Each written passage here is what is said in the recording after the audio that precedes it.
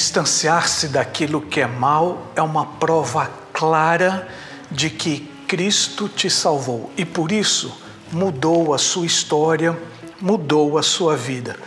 O hino que acabamos de cantar, lendo-o na forma inversa, na forma indireta à linguagem do poeta, diz assim: porque Cristo minha alma salvou, mudança admirável na minha vida eu provei.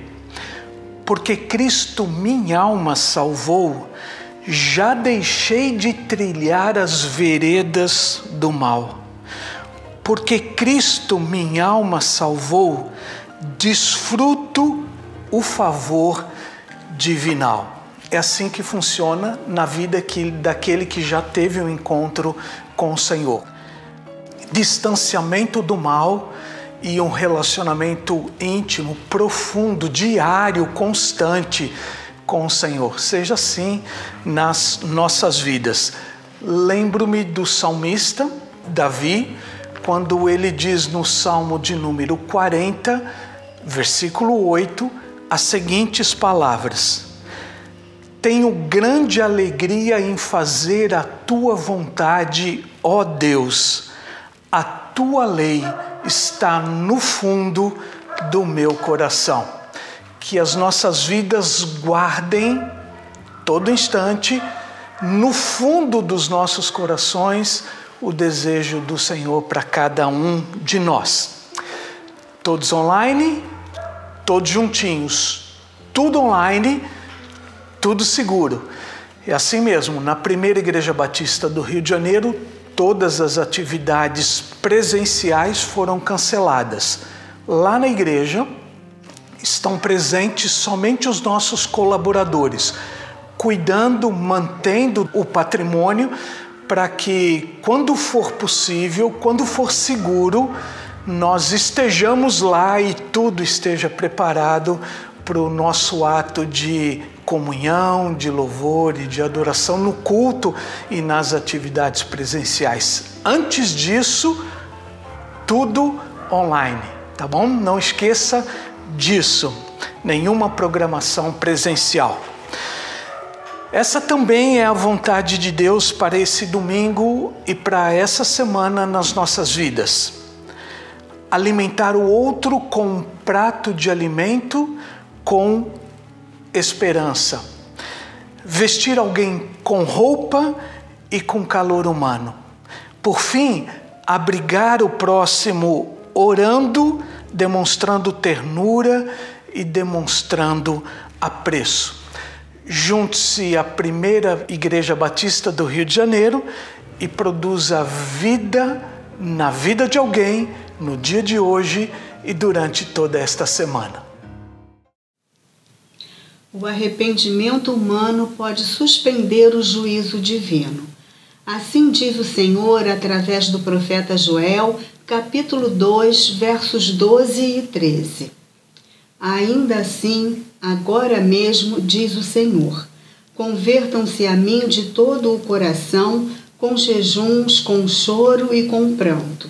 Rasguem o coração e não as suas roupas.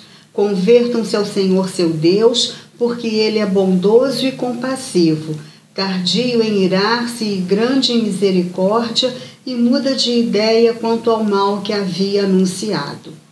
Ainda assim, embora severo fosse o juízo de Deus sobre o seu povo, em decorrência ao pecado que muito afastara da presença e dos preceitos do Senhor, ainda assim o profeta foi enviado a proclamar um convite da parte de Deus. Convite para o povo de então e para o povo da atualidade, que somos nós. Duas condições estabelecidas pelo Senhor devemos observar. É necessário que haja o retorno, a volta para o Senhor, com profundo e sincero arrependimento, simbolizado pelas palavras jejum, choro e pranto, evidências da tristeza pelo pecado cometido. Também que o arrependimento seja de todo o coração, por inteiro, considerando-se o coração como representante da vida moral e espiritual, centro das decisões e escolhas pessoais. A certeza de que há sucesso quando assim procedemos está em Deus, em quem Ele é. Deus misericordioso, compassivo, tardio em irar-se, grande em benignidade. Deus não muda em sua natureza santa e perfeita, como não muda o seu amor por nós, razões pelas quais Ele nos oferece a oportunidade de que mudemos nós dos nossos passos errantes para os seus retos caminhos, de modo que também Ele suspenda o juízo que merecidamente viria sobre nós. Que seja já a nossa decisão de mudança, porque diz a mensagem profética, agora mesmo o Senhor nos chama ao arrependimento. Agora mesmo é o que faremos, é momento de confissão.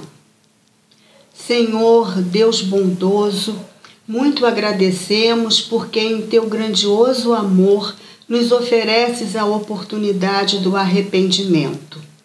Agora mesmo e sem demora, confessamos os nossos pecados e pedimos o teu perdão. Quanta tristeza sentimos pelos momentos em que erramos. Perdoa-nos e ajuda-nos a firmar os nossos passos em teus retos caminhos. Em nome de Jesus. Amém. Olá, família PBRJ, nós somos a família Gonçalves. Eu sou a Ellen Gonçalves Magalhães. Eu sou a Dulce Gonçalves de Souza. E nós queremos deixar registrado que estamos acompanhando aqui de casa os cultos online da nossa amada igreja. Portanto, queríamos deixar para a meditação dos irmãos um versículo para que Deus possa renovar e fortalecer a nossa vida durante esse período. Que se encontra em 1 Pedro 5,7, que diz: lancem sobre ele toda a sua ansiedade, porque ele tem cuidado de vocês. Que Deus possa estar cuidando de nós e que a gente também possa crer que em breve tudo isso vai passar e que estaremos juntos, reunidos na nossa igreja. Mas também queria deixar registrado que os irmãos se cuidem, usem máscara, usem álcool em gel, mesmo dentro de casa, se saírem, que os irmãos se protejam. Mas em nome de Jesus, crendo que tudo isso vai passar. Deus te abençoe. Amém.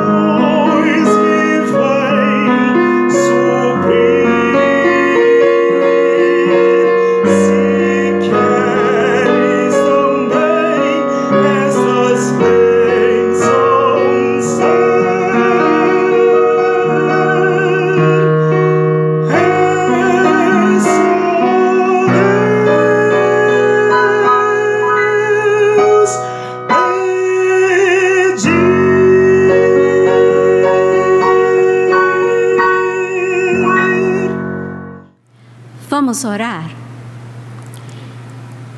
Deus nosso Pai, agradecemos este dia, a oportunidade de estar cultuando o Senhor com nossos irmãos. Ó Senhor, abençoe cada irmão em sua casa, mas juntos conosco, cultuando o Senhor. Muito obrigada pelo privilégio que nós temos de estarmos juntos através da internet. Neste dia nós queremos orar pelos médicos, pelas pessoas doentes nos hospitais com Covid. Nós oramos pelos pesquisadores para que possam achar a cura. Nós oramos pela vacina para que possa ser logo descoberta o que é necessário e todo o processo de fabricação e distribuição seja rápido para que a gente possa voltar à vida normal. Ó Senhor, ajude-nos a aprender as lições que a gente precisa aprender nesses dias da pandemia. Muito obrigada, porque nós sabemos que o Senhor tem um plano e a gente quer aprender a aguardar o teu tempo certo para tudo. Oramos por nossa cidade do Rio de Janeiro, que tem sofrido muito violência. Oramos para a cessação das guerras, da briga, dos traficantes, da violência que esse povo aqui sofre. Oramos pelas eleições que vão acontecer. Oramos pela descoberta de toda a corrupção a todos os níveis, para que a gente possa ter o governo que vai cuidar do povo, em vez de sugar o povo. Deus, nós oramos pelos bombeiros que estão combatendo os incêndios em nosso país, em outros países também. Oramos para que o vento possa parar, para que as chuvas possam chegar. E os animais, e acima disso, as pessoas que estão sofrendo com os incêndios possam ter alívio do sofrimento deles. O Senhor, nós agradecemos que temos a Bíblia para nos ensinar. Então pedimos agora para que ao ouvir a Tua palavra, a gente possa aplicar essa palavra à nossa vida. Pois em nome de Jesus Cristo que eu oro. Amém.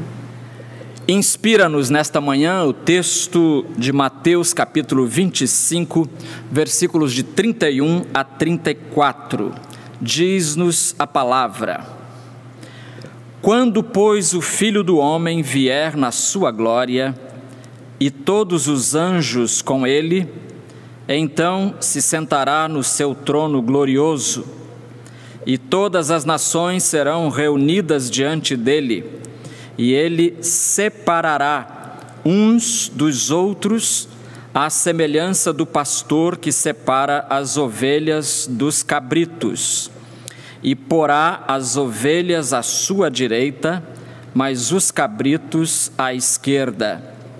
Então o rei dirá aos que estiverem à sua direita: Vinde, benditos de meu Pai, possuí por herança o reino que vos está preparado desde a fundação do mundo. O Deus do distanciamento. Vamos orar. Eterno, mais uma vez te louvamos pela oportunidade deste culto. Mais uma vez te louvamos pela semana abençoada que tivemos. E mais uma vez te louvamos pela tua palavra que ora lemos. E agora suplicamos que o teu Espírito possa falar aos nossos corações, removendo deles toda e qualquer ideia ou postura que não provenha do teu coração. É a nossa prece em nome de Jesus. Amém. No início do século XVI, Martinho Lutero, reformador famoso Martinho Lutero, manteve um debate teológico com um homem chamado Desidério Erasmo, mais conhecido na história como Erasmo de Roterdã. Faleceu em 1536. Erasmo de Roterdã foi um teólogo, filósofo, mas era de orientação humanista, holandês, e muito simpatizante da causa da reforma que estava sendo conduzida por Lutero. Era simpatizante, mas sem aderir formalmente a essa causa. E a certa altura do debate, Lutero disse a Erasmo o seguinte: os teus pensamentos sobre Deus são por demais humanos. Vou repetir: os teus pensamentos sobre Deus são por demais humanos. E eu peguei essa frase, fiquei pensando nela e resolvi perguntar a você também neste domingo de manhã: será que os nossos pensamentos sobre Deus são mais humanos do que divinos? Passeando pelas páginas da Bíblia, eu recolhi muitos textos que falam de uma qualidade de Deus que às vezes nos escapa. Eu recolhi pelo menos 19 textos, vão aparecer aí. Hoje a irmã Luciana vai ter muito trabalho para colocar os 19 textos aí embaixo, enquanto eu falo. Mas são textos em que a gente vai descobrir alguma coisa que contraria concepções populares, concepções que nós recebemos e transmitimos sem às vezes analisar a biblicidade delas. Por exemplo, a ideia de que Deus é bonachão, a ideia de que Ele beira a ingenuidade, um Deus do qual todos podem fazer gato e sapato. Nós descobriremos nestes textos, unindo-os todos, que o amor de Deus não é sinônimo de tudo tolerar. Não é a sua misericórdia capa a cobrir as nossas maldades não confessadas. Vamos nos assustar ao descobrir que o Deus da Bíblia é um Deus que estabelece diferenças. É um Deus que leva em conta as diferenças, um Deus que faz diferenças, estabelece-as, faz separações entre um ser e outro, entre um ente e outro, entre uma ideia e outra. Ele faz isso. Por isso estamos chamando nessa reflexão de o Deus do distanciamento. Um Deus que se distancia e que promove distâncias entre certas realidades. E a primeira verdade que nós vamos ver é que o Deus do distanciamento separou luz de trevas. O Deus do distanciamento separou luz de trevas. Logo na primeira página da Bíblia, nós vamos descobrir a Gênesis capítulo 1, versículo 4, que diz assim: Deus viu que a luz era boa e fez separação entre a luz e as trevas. Isso está em Gênesis 1, versículo 4. Quarto versículo da Bíblia, logo no início, na primeira página, já dizendo que Deus faz separação entre luz e trevas. Para Ele, uma coisa é uma coisa e outra coisa é outra coisa. Luz é luz, trevas são trevas. Como são essas duas coisas de natureza antagônica, então não há meio de misturá-las. Na literatura bíblica, quando a gente estuda a Bíblia, lê a Bíblia, a gente percebe que a luz simboliza, representa a bondade, a pureza, a santidade, coisa boa. E as trevas são exatamente o contrário. A luz aponta para o que é certo e as trevas simbolizam o que é errado. E assim como esses dois entes não se misturam, o certo e o errado também não se dão as mãos. O profeta Isaías, no seu tempo, já lamentava a tentativa humana de misturar essas duas essências. Ele diz em Isaías 5:20: ai dos que ao mal chamam bem e ao bem chamam mal, que transformam trevas em luz e luz em trevas, e o amargo em doce e o doce em amargo. Isaías está falando aqui, Isaías 5:20, que as coisas têm que ser separadas. O que é luz, o que é treva. Não dá para misturar, não dá para confundir as duas realidades. O profeta Malaquias vai na mesma linha.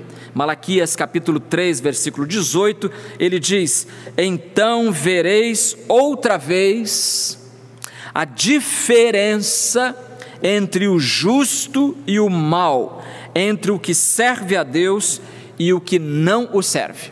Então, Isaías, Malaquias, os dois profetas, todos os outros, na verdade, é que eu não posso pegar todos os textos que falam disso, mas eles dois, pelo menos, os nossos dois selecionados, falam que nós não podemos misturar a luz com as trevas, não podemos chamar as trevas de luz, nem a luz trevas. É preciso que haja separação. Em segundo lugar, o Deus do distanciamento separou o homem do jardim.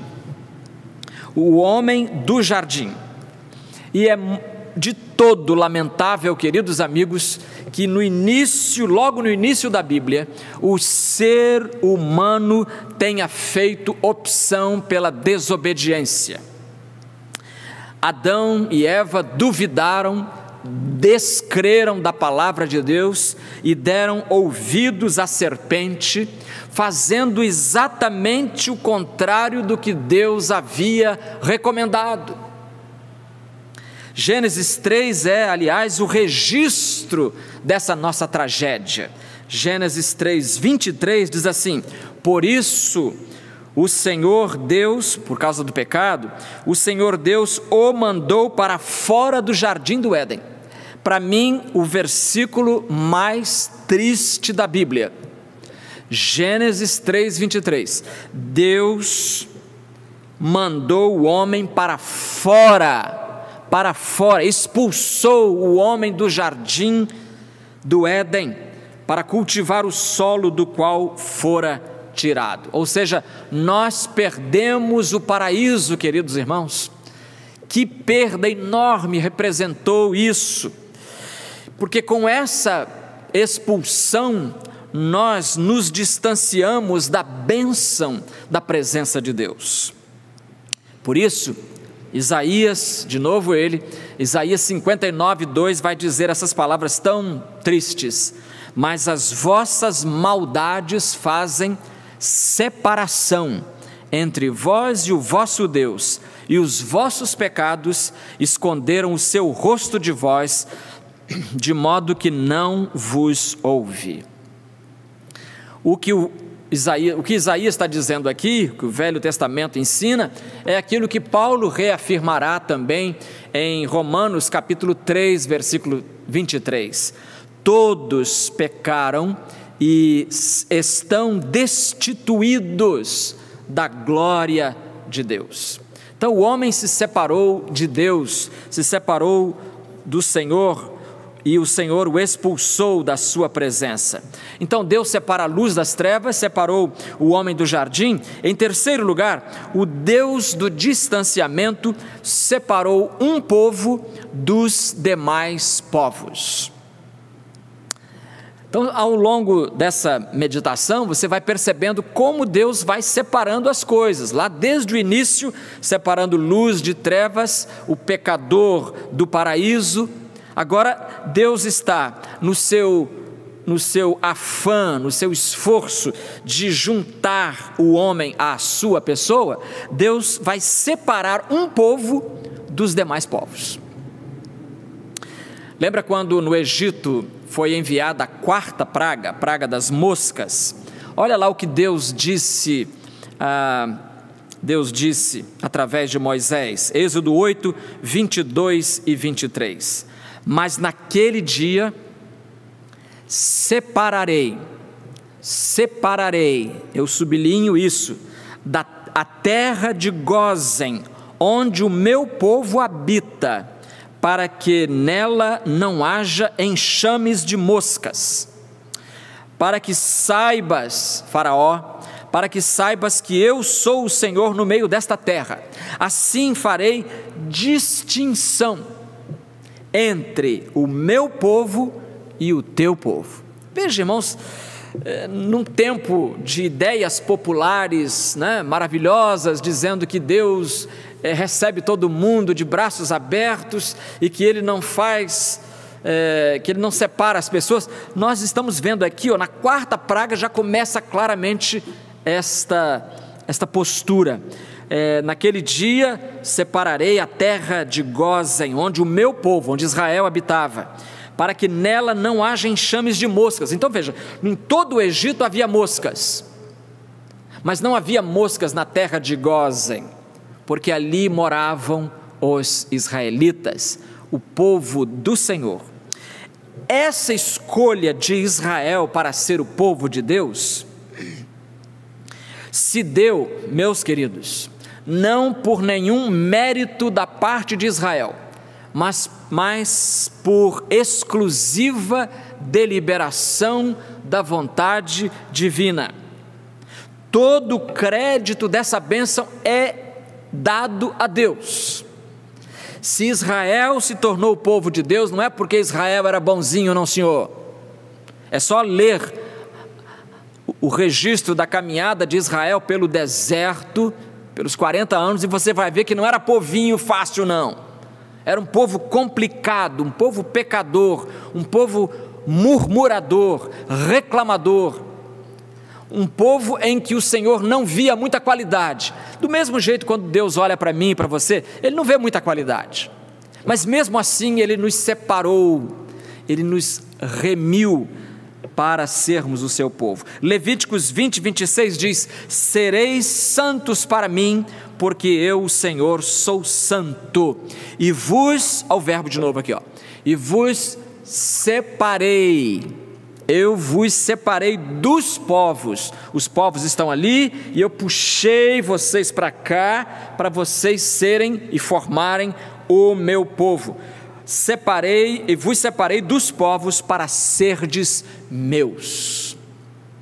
Então nós somos propriedade do Senhor, porque Ele nos separou dentre os povos para pertencermos ao seu coração.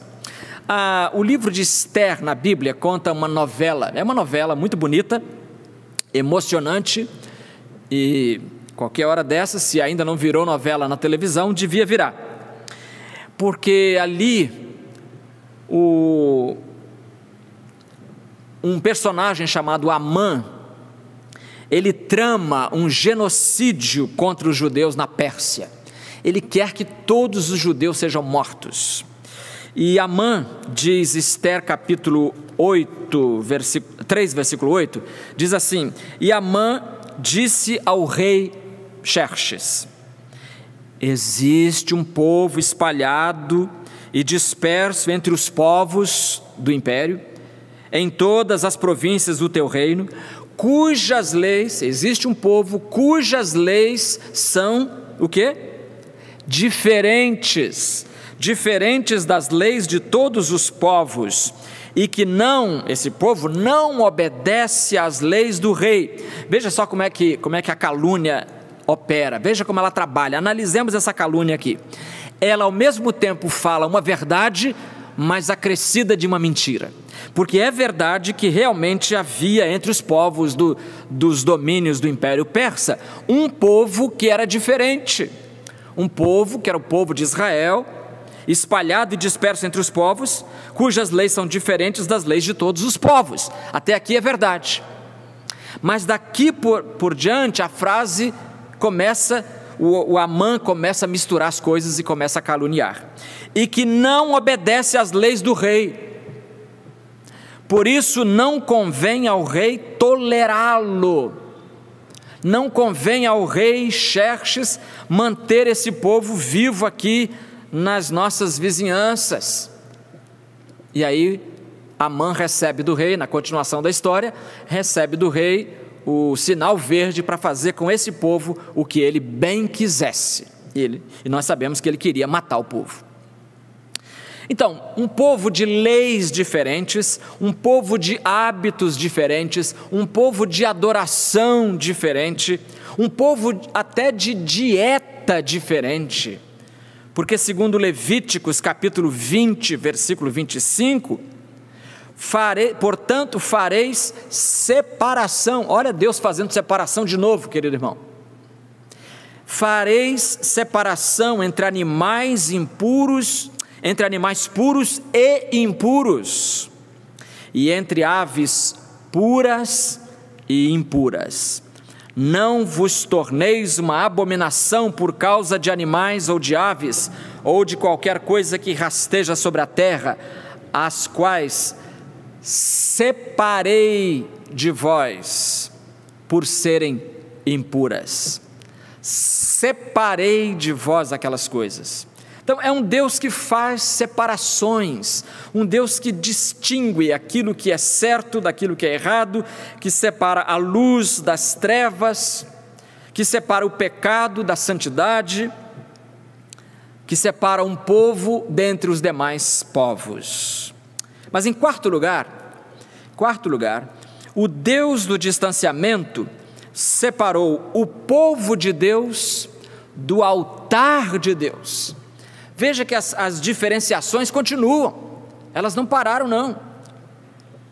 Quando Moisés recebeu a instrução para montar o tabernáculo primeiro, e que as instruções serviriam para depois construir o templo também, o templo de Salomão, havia uma ordem, Êxodo 26, 33, pendurarás o véu debaixo dos colchetes, e levarás a arca do testemunho para dentro do véu, para trás do véu.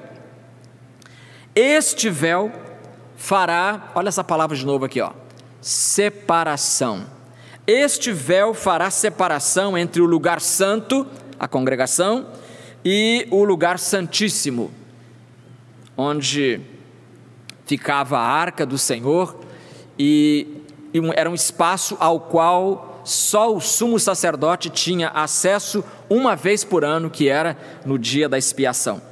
Esse véu, pendurarás o véu debaixo, esse véu é aquilo que a Nova Tradução na linguagem de hoje chama de cortina. E é o mesmo véu, a mesma cortina, que no mesmo instante em que Jesus morreu lá no Calvário, essa cortina se rasgou em 2 pedaços, se rasgou em 2, de alto a baixo. Ou seja, agora as pessoas podem passar para a presença de Deus e abraçá-lo, porque o véu que separava já não separa mais. Como cantamos de vez em quando na igreja, o véu que separava já não separa mais. Então eliminou-se assim a distância que havia entre Deus e os homens. Mas veja que Deus fez distância. Deus colocou uma distância entre a sua presença santa e o povo dele, que era um povo santo. Mas lá dentro era mais santo ainda.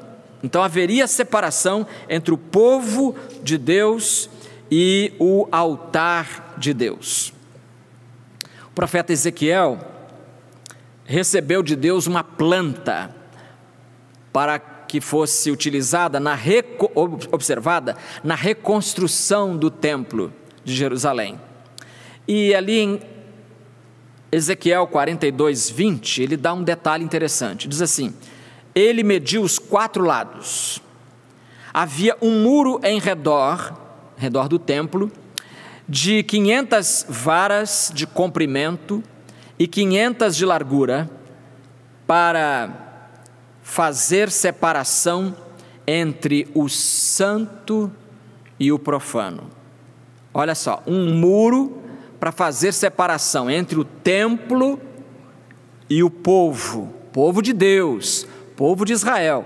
Mas havia esse muro. A Nova Tradução na linguagem de hoje converteu já para a gente essas medidas aqui, olha, 500 varas de comprimento. Então diz assim: assim o muro cercava uma área quadrada que tinha 250 metros de cada lado. O muro servia para separar o que era santo do que não era. Está observando? Deus do distanciamento ele promove uma distância entre a luz e as trevas, entre o homem pecador e o jardim do Éden, onde habitava a sua santidade total. Ele também faz separação entre o povo, entre os povos, cria para si um povo. Dentro desse povo ele separa o lugar da adoração. Em quinto lugar, o Deus do distanciamento separou os sacerdotes das demais pessoas. Separou os sacerdotes. Olha, estou falando, tudo isso aqui é dentro do povo de Deus, dentro de Israel. Israel é o povo de Deus. Deus falou lá para Moisés e para Faraó: olha, o Egito é seu povo, Faraó. Israel é o meu filho, é meu povo. E vai haver separação. As moscas que atacarem o Egito não atacarão Israel, porque Israel estava sendo protegido por Deus. Agora, dentro desse povo, Deus está estabelecendo uma distinção entre os sacerdotes, os líderes espirituais do povo, e as demais pessoas. Se você é daqueles que não valoriza culto, se você acha que culto é programa de gente desocupada, a mesma visão que Faraó tinha do povo de Deus, do povo de Israel, achando que eles estavam querendo era fazer festa e não trabalhar, cultuar a Deus era um programa de preguiçoso, ele pensava. Pois saiba que dentre as 12 tribos de Israel, Deus separou uma tribo para cuidar do aspecto espiritual do povo. Deus separou uma tribo, o verbo é esse mesmo, para que essa tribo cuidasse da espiritualidade do povo todo. Em Êxodo 28:1, a tribo de Levi recebeu essa missão, diz assim: e chamarás dentre os israelitas teu irmão Arão, Deus falando para Moisés, chamarás teu irmão Arão e seus filhos Nadab e Abiú, Eleazar e Itamar, para me servirem como sacerdotes. Não era todo israelita que podia ser sacerdote, tinha que ser da tribo de Levi. Então Deus separou, dentre o seu povo, já separou um grupo para conduzir a vida espiritual. Então o Deus do distanciamento separou os sacerdotes das demais pessoas. Em sexto lugar, são 7 observações. Em sexto lugar, o Deus do distanciamento separou a igreja do mundo. Separou a igreja do mundo. Meus queridos, Israel no Antigo Testamento é uma figura da igreja do Novo Testamento. Aliás, a própria origem da palavra igreja, lá na língua original do Novo Testamento, a palavra igreja em português vem do latim ecclesia, por isso que é eclesiástico, né? Tudo aquilo que se refere à igreja é eclesiástico, porque vem do latim ecclesia. Mas os latinos não inventaram isso, eles pegaram do grego diretamente, eclesia no grego, então pegaram. E o que quer dizer eclesia em grego? Quer dizer ek, para fora. Eclesia vem do verbo kaleo, quer dizer chamado. Então igreja quer dizer chamada para fora. Alguém que foi chamado e escolhido e separado para ficar fora da comunidade em geral. Isso quer dizer a palavra igreja. Portanto, a igreja é composta daqueles homens e mulheres que foram chamados a se separar do mundo. O Senhor Jesus disse claramente em João 15:19, se fosseis do mundo, o mundo amaria o que era seu. Jesus está dizendo para os discípulos: vocês não são amados, vocês são perseguidos, vão ser mortos, porque vocês não são, porque o mundo amaria vocês se vocês fossem do mundo. Mas o mundo vos odeia porque não sois do mundo. Pelo contrário, eu vos escolhi, o verbo aqui é o verbo separar, eu vos separei do mundo. Escolhi ou separei. Irmão, observe o enorme privilégio que cerca a sua vida espiritual. Você foi escolhido pelo Senhor para pertencer a esse povo santo e separado, para ser filho desse Deus que nos abençoa.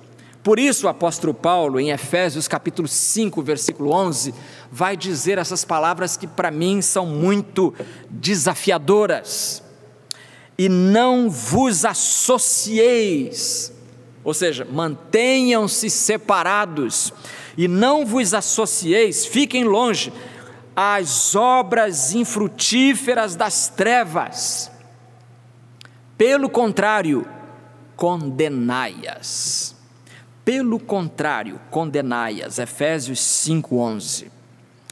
E no Apocalipse, um anjo desceu do céu e, falando para o João escrever, falou sobre a destruição futura que aconteceria a Babilônia. Só que Babilônia já havia sido destruída 400 anos, quase 500 anos antes. Então, essa Babilônia que João está escrevendo não é Babilônia literalmente, é Roma, é o Império Romano. Então, João vê um anjo que desce do céu, e esse anjo fala a ele da destruição de Roma, e João diz assim, registra assim: ouvi outra voz do céu dizer: saí dela, de Babilônia, de Roma, do mundo, saí dela, povo meu, para que não sejais participantes dos seus pecados, para que não sejais participantes dos seus pecados, e para que não incorrais nas suas pragas. Irmãos, o que Deus separou, o homem não deve unir, é o contrário. Se Deus separou a gente das trevas, do mundo, não é para a gente se unir às trevas e ao mundo, não é para dizer que certo e errado são a mesma coisa, não são. Deus faz separação. E para comprovar que Deus faz separação, eu vou apelar para o último texto, que foi o texto que eu li no início. Especialmente no versículo 32, Jesus diz: e todas as nações serão reunidas diante dele, do Filho do Homem, quando ele vier na sua glória, e ele separará, olha o verbo separar aqui, separará uns dos outros à semelhança do pastor que separa as ovelhas dos cabritos. Significa dizer que no passado não foi tudo a mesma coisa, crente, não crente, luz e trevas, certo e errado, tudo misturado. Não se misturam certas realidades. Se no passado houve essa distinção haverá também no futuro. No futuro, Jesus, que é a encarnação do amor, parece contradição, encarnação do amor, ele também foi conclusivo. Ele nos deu uma amostra, aqui nesse texto que eu li, do que vai ser o juízo final. E nesse momento do juízo final, vai ser a última separação. A separação definitiva, a separação eterna entre o pecado e a santidade, entre o erro e o errado e o certo, entre a luz e as trevas. Então, resta-nos, como povo de Deus, ser diferente, sermos todos diferentes. É isso que temos que fazer. Distanciemo-nos, meus queridos, do erro, do pecado, das trevas, e nos associemos as obras da luz. Vamos fazer associações, vamos nos juntar para fazermos a obra de Deus, para propagarmos a mensagem de Deus, para anunciar o Evangelho do Senhor Jesus. Vamos orar. Separados, ó Deus, pelo Teu amor, para uma obra maravilhosa que é a de espalhar o Teu amor, nós nos colocamos novamente nas Tuas mãos, para que nos uses segundo a Tua vontade. Dá-nos entender que há esta distinção na Tua palavra entre o certo e o errado, entre o pecado e a santidade, entre a luz e as trevas. E que por fim o Teu Filho separará os crentes dos incrédulos, recebendo os crentes em seu seio, no céu para sempre, mas expulsando da sua presença, ou expulsando da Tua presença, aqueles que Te rejeitaram como Senhor e como Salvador. Ó Deus, dá-nos amor para com os perdidos e ajuda-nos a fazer todo o possível para explicar-lhes que és um Deus que fazes diferença entre uma coisa e outra. É a nossa oração, em nome de Jesus. Amém.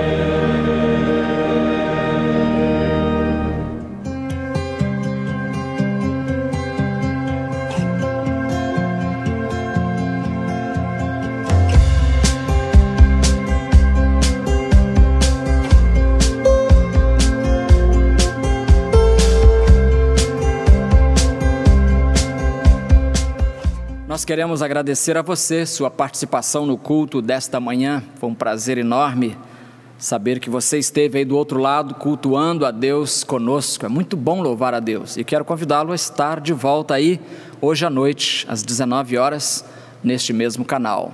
É muito bom poder louvar a Deus, apesar da distância, apesar do distanciamento, nós estamos juntos.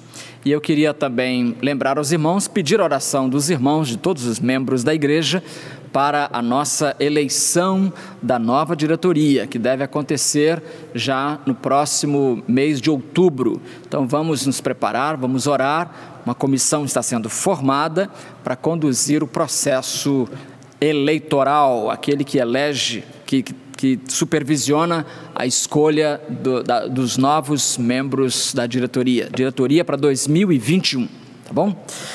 Eu concluo nosso encontro com as palavras: apreciáveis de Números capítulo 6, versículos 24 a 26.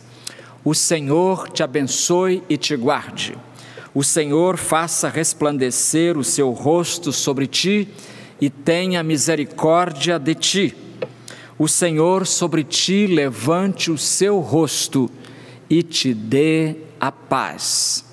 Amém.